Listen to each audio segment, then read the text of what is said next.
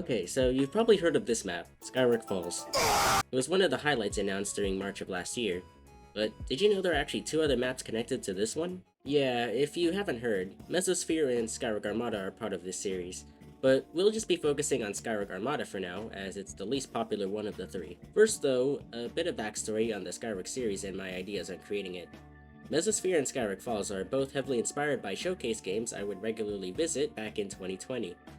I was especially fascinated by the steampunk aesthetic at the time, and I really wanted to try my hand at making some airships with the lackluster studio knowledge I had at the time. Though, this map was different. It was different in the sense that such an idea of the player going through a fleet of ships in a game like Flood Escape seemed very dubious. Basically, given the theme of this map, it was very difficult to diversify the gameplay for this map, as I needed to give off that illusion that everything is moving, and have almost all gameplay confined to just the ships. You'll soon see what I mean in a bit once I load the place in studio. In terms of what made me committed to making this map, we need to talk about this game, Freedom Planet, a 2D adventure side-scroller. In one of the levels for the game, called Sky Battalion, it involves the player traversing a fleet of ships, and nothing more. I had always thought of the idea of traveling through a bunch of moving vessels in the sky for any other platformer game, and that's why I chose to make this Skywork map all about the ships you see throughout. And on April 28th, 2021, Skyward Armada would finally be released to the public. Until, of course, the timelines update. I only ever really felt motivated to port one of my maps after this, and while timelines weren't necessarily challenging to learn, I just didn't want to go through the trouble of porting everything once again. That was until I learned about this guy right here.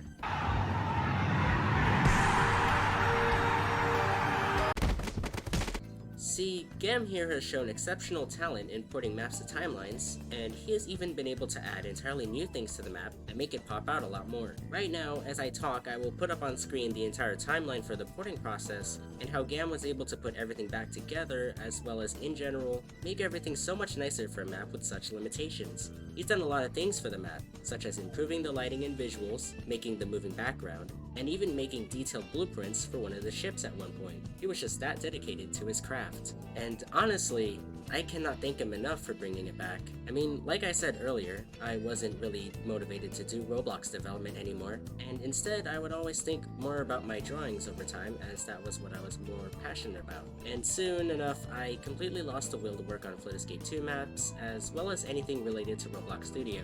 But I think getting highlighted gave me that motivation to just keep on going for a little longer. I might try and force myself to enjoy it at times, and that's okay, but I want to give things a chance and at least try new things. I've been talking for quite a bit here, so I think it's time I show you the map in studio first before we actually play the map in game, just so you all get a feel for how I created the initial assets for the map. Alright, so I'm in studio right now, and I have the place pulled up. This is what the map looks like, by the way. It's pretty nice looking. This is the spawn area. You go on this little platform. There's these, I guess, these jet-looking platforms that are, I guess, carrying this platform across.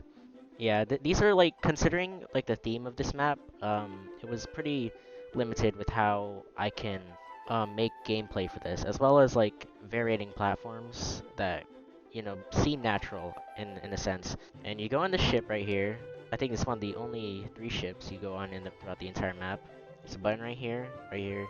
When you press this, um, I think, yeah, plank should spawn right here, yeah, and then you go across this area.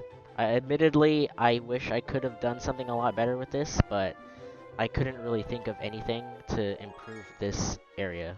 And we got a slide right here. It's pretty narrow though.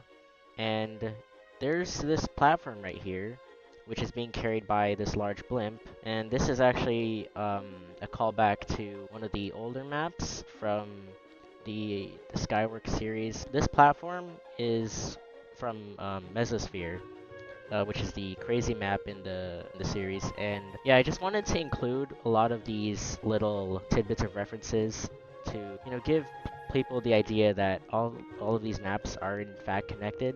And just like, not just the name either. It doesn't have to be just be the name. I think just giving visual clues on the connections to the maps, I think that really makes it. It's hard to explain it. It's like there's that sense of familiarity you get when you see something in another map, that you swear you've seen in a previous map. You're always like, oh, I recognize this platform. Wasn't this in another map? That must mean that this map is connected to or whatever. Well, I know like I don't think a lot of maps do this, but it's fun to think about when you just notice when you notice little references like that, and they just get you like oh, that's pretty cool. Okay, moving on, we have this second ship that you go on. It's pretty small. Looks like something from Mario Bros. Games. I think that's actually what I based it off of, or what I referenced. So you press this button right here, and you go up this truss, and then there's another plank right here. I used a lot of planks for button functions, but it's okay. And now you have a zip line right here. There's just the points. I don't have the actual zip line toggled. And you go on top of this this other big ship right here. And this is one where you can actually go inside. So you press this button up here, I think. Or no, wait. I think you press this button up here on the box, and then you press this button to open the door. I don't. Looking back, I don't think I should have put two buttons right here. It kind of felt like it was done to draw out the gameplay. It would have been fine if I just removed this button right here and then just kept this, and then that would open the door. But, or I don't know, or maybe it could be the other way around. But I still don't like how I put two buttons just right next to each other. Okay, so like once you get this button, it opens the door and you go inside. You drop down to this little storage area, and you climb on top of these boxes, which have these little decorations I guess fabric, and these basically serve as markings of where you need to go in the map, because in the old version of the map you couldn't really tell where to climb up to get this button. Thanks to Gam, that person over there, they were able to like telegraph the directions of this map way better. And we've also, after you press this button, this opens up like these two panels, these two metal sheets. And if you go in here, I think, yeah, there's a button in here as well. So yeah, after these metal sheets fall, you climb up like the little edges of these right here, and then that's how you get that button. So then after you get that button, this metal sheet also falls, going into another room. I don't know what this is. I guess it's another storage room. And there's some ventilation right here as well. That opens up, and then you go back outside. I always thought that this was a good idea for backtracking, cause I don't know, I just like going through something and then coming back out to see that you're back to where you were. It's kind of like in Blue Moon, how the tower in the map is connected to the last room of the map. So after you press that button, you go up this truss. This truss should appear. There's like a little dome right here you have to jump on, an observatory, I think. And then there's a recovery truss if you fall. There's some sea fighting right there. I think I can just fix that real quick. I don't really like sea fighting. Okay. So there's another plank you go on, and there's more platforms being held up by these rocket platforms, I guess. And then there's another slide. And then there's some wall jumps in this map. I think these are the only wall jumps in the map. I can't remember. I haven't been paying attention to my own map. And this is the last button, which makes this last box fall, and there's a zip line inside of it, which takes you to the exits right next to this large ship with all these characters right next to it. And right here, this is actually the escapee for Skyrock Falls. Fun fact. And this is me, one of my avatars at least. And here's all of Gam's characters in the middle as well. And yeah, this ship actually looks really nice. I really like the way Gam detailed it. It actually does fit the style of the Skyrock aesthetic so well. He really knows how to replicate my style of making ships. I have to admit that. And there's also okay, before I go into community maps to show you guys, there's one little thing I'd like to show you. I'll cut to it when things start working. And check it out. This will appear in game, by the way. And let me go up above these clouds real quick. Yeah, as you can see, these wings actually do flap. They have animations for moving. It looks really amazing. Like, being able to do this in timelines is freaking awesome. Gam is basically like a wizard of timelines. And like nowadays, if you if you go to like any popular map, you just see Gam 73 in the credits for the map, which is pretty funny. So yeah, I think I've shown everything that should be in the map. These mountains in the background, by the way, yeah, they actually move. They're supposed to move. Because this map is supposed to give the illusion that it's moving. Then the flood in this map is yeah, it's just this giant like windstorm. That's just the flood wall. I think that's like the best way to make a flood for this map. Pretty sure I've shown everything I needed to show you. So let's head into community maps and try the map out so that it'll be ready for release.